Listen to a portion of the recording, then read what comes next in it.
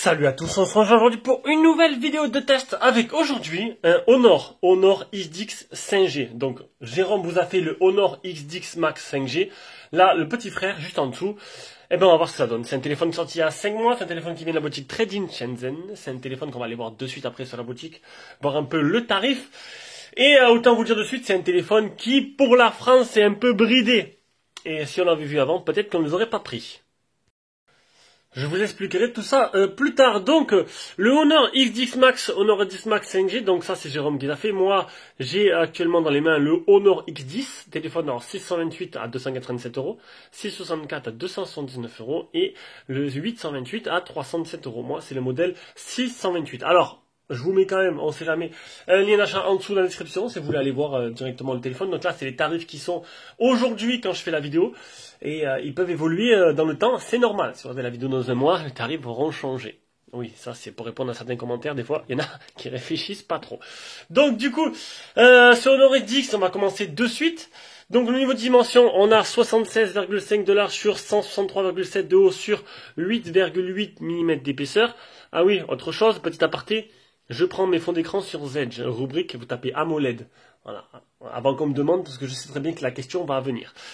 Il fait 203 grammes, 500, je vous l'ai dit, il est sorti il y a 5 mois, il existe en 4 couleurs, en orange, en argent, en bleu et en noir, il est fait d'aluminium et de verre. Il est certifié IP58, un écran de type IPS à l'avant en 6,63 pouces, un full screen, comme les Mi 9T, parce qu'il a la petite caméra pop-up juste au-dessus. Définition de l'écran 2400 x 1080, donc du Full HD+, 85,02% ce que prend l'écran par rapport à la surface totale du téléphone. On peut voir que les bordures, le téléphone est plutôt bien optimisé, hein. Les bordures sont assez fines, il est plutôt agréable avec une bonne prise en main, il n'est pas si lourd que ça malgré ses 203 grammes. Alors c'est sûr qu'après quand je repasse sur mon Reno 4 Pro c'est le jour et la nuit, mais on s'y habitue assez vite. Et un écran qui est 90 Hz, on le verra tout à l'heure dans les paramètres. Donc vous avez vu, full screen, pas d'appareil photo, la pop-up. Ça faisait longtemps, donc il n'y en a pas énormément de téléphones à pop-up, hein, et ils préfèrent le tout dans l'écran. En dessous, on aura le type C, on aura le tiroir SIM qu'on va ouvrir de suite. Alors, j'ai plus de SIM dedans, je les ai enlevés, tout se fera en Wi-Fi. Donc c'est un double nano SIM. Voilà. Tac. Sur le côté gauche, on n'a rien. Au-dessus, on a Monsieur Jack qui n'a pas été sacrifié, et on a le pop-up. Pop-up que je vais vous montrer de suite. Hop. On tourne la caméra et le pop-up s'allume. Voilà, bon après c'est un pop-up, c'est assez discret. Il est assez petit je trouve, assez petit, assez discret. On va le refaire. Voilà, c'est quand même assez rapide. Et je n'ai pas trouvé de reconnaissance faciale. Voilà, ils n'ont pas mis de reconnaissance faciale, ils ont trouvé peut-être ils ont peut-être trouvé qu'il n'y avait pas besoin de le faire. Puisqu'il n'y a pas besoin. Voilà, ils trouvent peut-être que c'était pas assez rapide pour eux, donc du coup il n'y a que le capteur d'empreinte qui se trouvera à côté droit, dans la tranche du téléphone, dans le bouton Power. Voilà. Donc c'est un bouton Power qui est cliquable, et en même temps tu as le capteur d'empreinte, donc tu n'es pas obligé de cliquer dessus. C'est surtout pour l'éteindre, cliquer dessus, mais voilà. Donc c'est assez rapide, et pour l'éteindre chez Huawei, tu as le petit icône verrouillage, tu cliques dessus, et du coup tu n'as pas besoin d'utiliser les boutons. Et là on a le bouton volume plus moins. Voilà. À l'arrière du téléphone, tu retrouveras une coque en argent qui prend pas mal des traces de doigts. Voilà, fait une coque en argent couleur, hein, c'est la couleur argent que j'ai moi. Donc une coque travaillée, assez jolie. Et on aura ce gros bloc appareil photo ici qui ressort pas mal. Hein. Bon, maintenant on a l'habitude, ces grosses plaques de cuisson. Donc on aura un principal de 40 mégapixels ouverture 1.8, un deuxième 8 mégapixels en grand angle. Un troisième 2 mégapixels pour la macro, et voilou. Et dans l'appareil photo, dans le pop-up, c'est du 16 mégapixels. Je pense que j'ai fait le tour niveau photo. Le tout est animé par un Kirin 820 puissant Mali G57 pour la partie graphique. Il existe en plusieurs versions, vous les avez vues tout à l'heure. La batterie, c'est du 4300 mAh. Charge rapide de 22,5 watts, Bluetooth 5.1.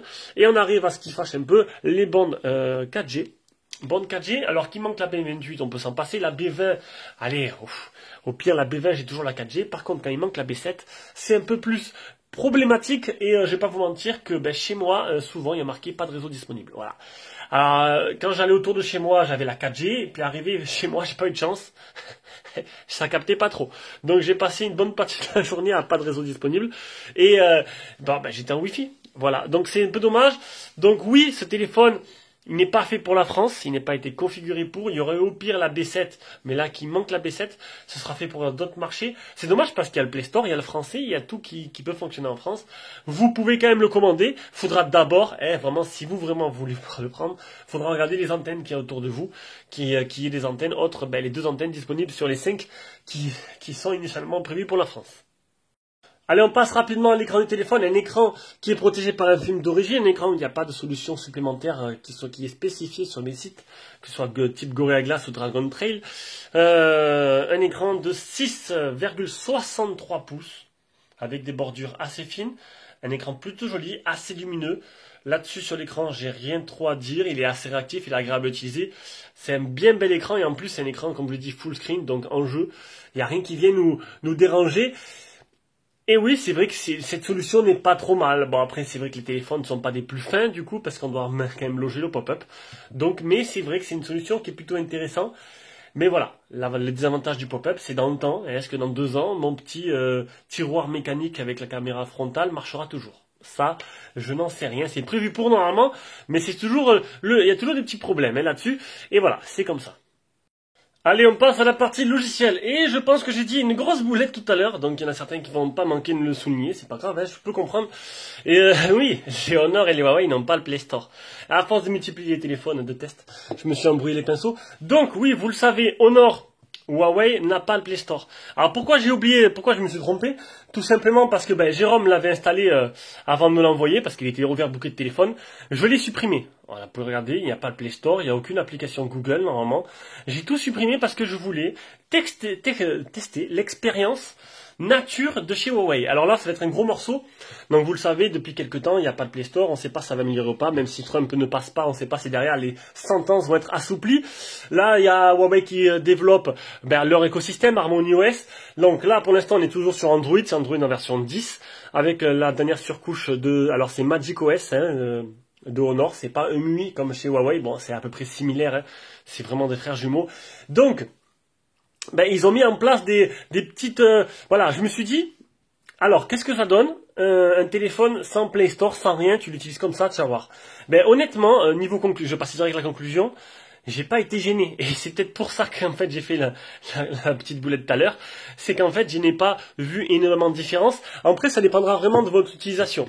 Parce que, en lui-même, le Play Store, c'est un store d'applications. Et des stores d'applications, il y en a plein. Voilà. On a Aurora Store, qui ressemble à 2 gouttes d'eau au Play Store.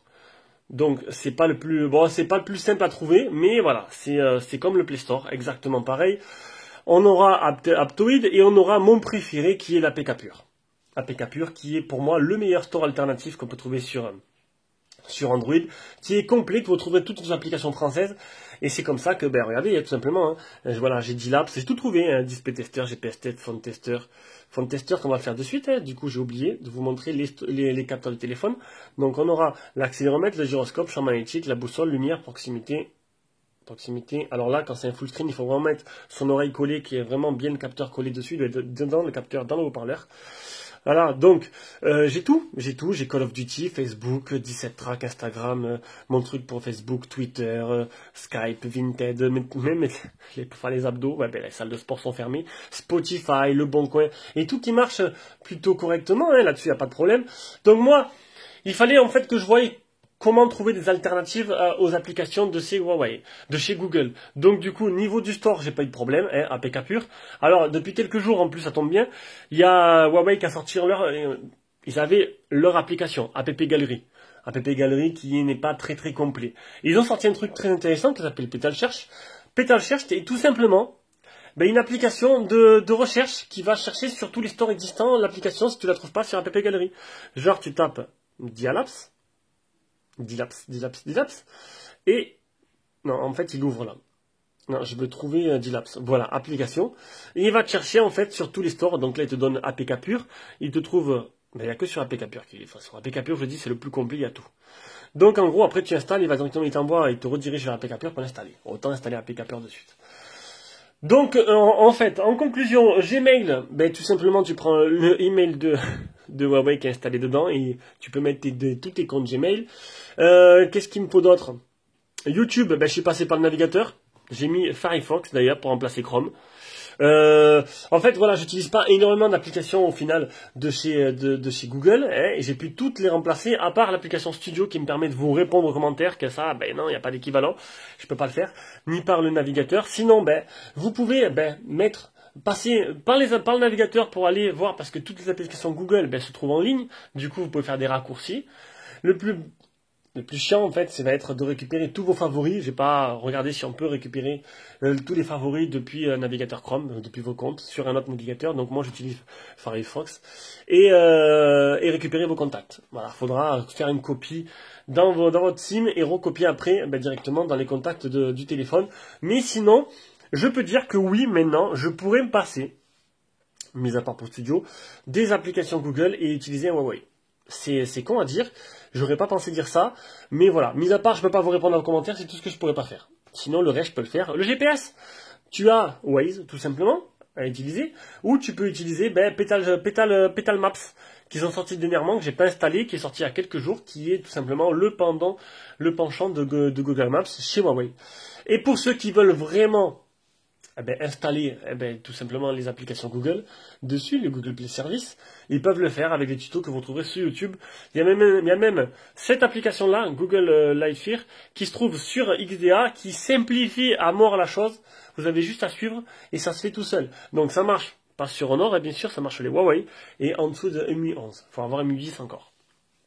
J'espère que c'était assez complet.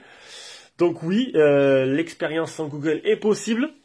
Il faut juste voir un peu ce que vous utilisez. Si vous êtes comme moi, c'est que du YouTube, du Gmail et du Play Store, ben oui, c'est largement, on peut s'en passer.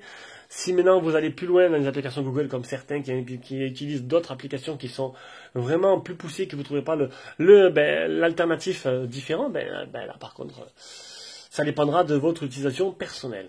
Allez, du coup, on passe au capture d'écran, hein, j'ai assez parlé. Donc voilà, on passe au capture d'écran. Donc là, c'était pour vous montrer. Alors déjà, le système, il tourne aux oignons. Ça tourne très bien. Il n'y a pas de ralentissement. C'est fluide, c'est rapide. Là-dessus, il n'y a pas de problème. Ça, c'est pour vous montrer quand vous ajoutez un compte sur email, l'application de chez Huawei. Vous savez, j'ai bien mes comptes Google. J'ai pu mettre mes 2 comptes Google, recevoir mes mails normalement. Le gestionnaire, un gestionnaire ça d'application comme il y a sur tous les téléphones. Une mise à jour logicielle que j'ai eue, donc je suis passé en 3.1.1 Le PC Mark, le Antutu 353 000, les Geekbench, non ça c'est le test de chauffe, 36 degrés, 10 touches pour l'écran, le premier Geekbench, le deuxième Geekbench, on peut faire ou un tiroir d'application ou comme iPhone, on peut changer la température des couleurs. Là, il y a quoi? Le rafraîchissement de l'écran, le mode sombre, le mode e-book, taille de police, style de police, résolution d'écran. Donc, résolution d'écran, on a du Full HD ou du HD+. Donc ça, c'est plutôt bien pour ceux qui veulent HD. Ça change pas énormément de choses, mais ça économise la batterie. Ça, c'est plutôt pas mal. Fréquence d'écran ou 60 ou 90. Donc, il n'y a pas de mode automatique. C'est ou 60 ou 90. Mon test a été fait en 60. Parce que ça me suffit. On a l'application Gmail, l'app assistant, application utilisée par défaut, gestion d'autorisation, SOS urgence, détecteur de téléphone, blocage fausse antenne réseau, un coffre-fort, verrouillage d'application, raccourci et gestes, le multi-fenêtre, l'interface de navigation à une main, l'assistant voyage. Alors, raccourci et gestes, on a tout ce qui est les gestures écran éteint, faire une capture d'écran vidéo, allumer le téléphone. Alors, vous pouvez le prendre et s'allume tout seul. On a les gestures ou les boutons. Après, phone clone, mode simple. Je pense que c'est tout ce que je voulais vous montrer. Et on arrive à l'autonomie. 3 heures écran allumé. 3h11 écran allumé sur une durée de 13h06. Et il nous restait 47%. Donc c'est un téléphone qui peut facilement vous faire 2 jours. Et ça c'est plutôt pas mal. Assez économique ce processeur. Bon, c'est sûr que quand tu captes pas quelques heures dans la journée de réseau, ça économise la batterie. Eh ben non, tu vois, je me contredis, non, parce que justement ça cherche, donc c'est que ça utilise encore plus. Décidément, j'ai l'impression... Bon voilà, c'est comme ça. Alors, 39 satellites fixés sur 40 avec 4 mètres de marge. Heureusement que je me rends compte instantanément des conneries que je dis en temps réel. Et on passe à la partie jeu. Allez, on arrive sur Call of Duty Mobile. Ah, que c'est agréable d'avoir un téléphone full screen sans rien qui nous embête pour jouer. Donc, au niveau des graphismes, je me suis mis au taquet avant de lancer la partie. Donc, je suis en très élevée qualité graphique et très élevé en fréquence d'image. Et tout tourne parfaitement. C'est super agréable à jouer. Le tactile est très précis. Bon, là, je joue contre l'IA, hein, sinon je serais déjà mort, mais c'est pour vous montrer un peu. Ça sera un pur régal. Ah, mais je suis mort, tiens. Tu vois, j'ai parlé trop vite. Ça va vraiment être un pur régal de passer des après-midi d'hiver sur son téléphone avec un grand écran et un bel écran comme ça. Une réactivité qui est assez bonne et une puissance qui est largement comme il faut, quoi. Allez, on passe à la suite. Et la suite, c'est l'objectif, c'est l'appareil photo. Alors, je vous le répète, on a un appareil photo principal de 40 mégapixels ouverture 1.8, un deuxième 8 mégapixels pour le grand angle et le troisième 2 mégas pour la macro. Alors, on a quoi comme mode? On a un mode cliché nocturne, on a ouverture. Cliché nocturne, vous avez pu voir les photos hier sur notre Facebook. On verra tout à l'heure après. Le mode portrait, porte-portrait que je trouve fantastique sur les Huawei. Le mode photo, le mode vidéo, donc tu peux filmer jusqu'à 4K maximum. Alors, hop, fréquence d'image Full HD. Attendez, hop, je reviens en arrière. Annuler. Tac, 4K 30 fps et après ce sera du Full HD 30 ou 60 fps. On va revenir en arrière.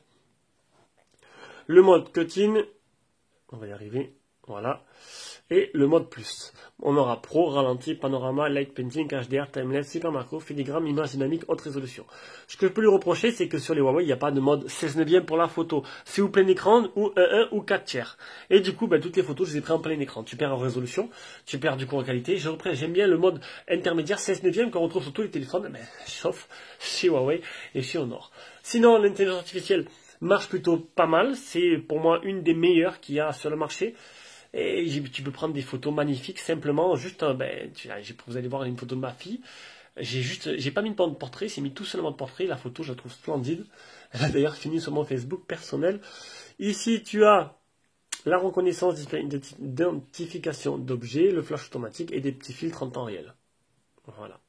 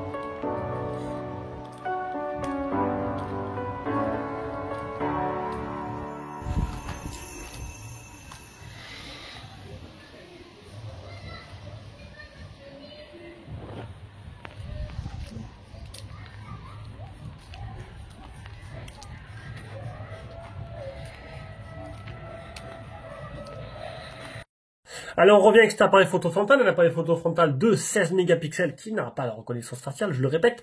Donc c'est pour voir un petit aperçu de ce que ça donne en vidéo et la capture du son avec ce petit pop-up. Attendez, je vais nettoyer un peu, voilà. Tant que ça revient à la normale, voilà. Donc, vous avez pu voir toutes les photos et vidéos que j'ai prises et voilà, vous savez la qualité Huawei, même sur un milieu de gamme, elle est plutôt bonne. J'ai trouvé les photos et la qualité des photos et des vidéos plutôt bonne. Le flash de nuit marche plutôt bien et le mode portrait est plutôt très très bon, même extraordinaire. Pour ça, j'adore. Voilà, pour ça, j'adore le mode portrait de chez Huawei, j'adore ça. Et voilà. Sinon, vous avez pu voir aussi le mode nuit qui est plutôt, je vais être meilleur sur le Honor. Alors les Honor, c'était lesquels? Je sais plus. Je sais plus quel Honor. Bon, c'était quand même la gamme au-dessus. Là, c'est plutôt correct, mais il aurait pu capter un peu plus de lumière. Après, sur cette tarification-là, on va pas non plus se plaindre. Allez, on est sur YouTube. Dans YouTube, façon navigateur, façon Firefox. On va directement lancer ma petite vidéo que j'utilise d'habitude. Donc, c'est pas des haut-parleurs stéréo, c'est un seul haut-parleur, mais il dépote.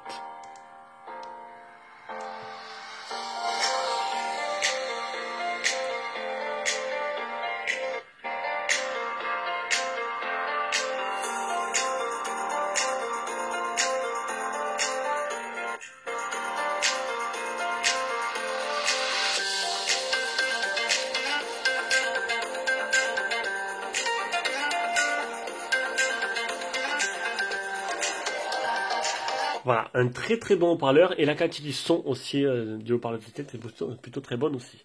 Allez, on arrive à la fin de ce test. Alors, conclusion, bon, ben, c'est du Honor, c'est du Huawei, il y en a plein qui vont déjà zapper, même pas regarder la vidéo parce que pour eux c'est impossible de pas avoir les services Google. J'ai voulu faire le test et j'en sors pas déçu. Pas déçu. D'ailleurs, tous les prochains Huawei Honor, je les testerai comme ça, sans m'embêter à vouloir flasher pour mettre les Google applications, les Google Services, m'embêter avec ça, parce que du coup, je m'en suis très bien sorti. Le seul petit désavantage pour nous, c'est l'application Studio qu'on n'a pas, donc du coup, ben, j'ai dû attendre le soir pour changer de téléphone et répondre à tous vos commentaires. J'ai pas pu le faire la journée. C'est vraiment la seule chose. Comme je vous l'ai dit tout à l'heure, ça dépendra de votre utilisation personnelle. Si vous n'utilisez que YouTube, vous pouvez passer par le navigateur, c'est tout. Le reste, ça dépendra de ce que vous utilisez, c'est tout. Mais c'est pas le Play Store qui doit vous freiner. Au contraire, on peut largement se passer des Play Store. APK pur est super bien et super complet. Et voilà, c'est tout. Si c'est juste ça et que vous voulez vraiment avoir un téléphone Huawei avec la qualité qui va avec, vous pouvez le faire. Allez, sur ce, je vous fais un gros bisou et on se rejoint pour une prochaine vidéo.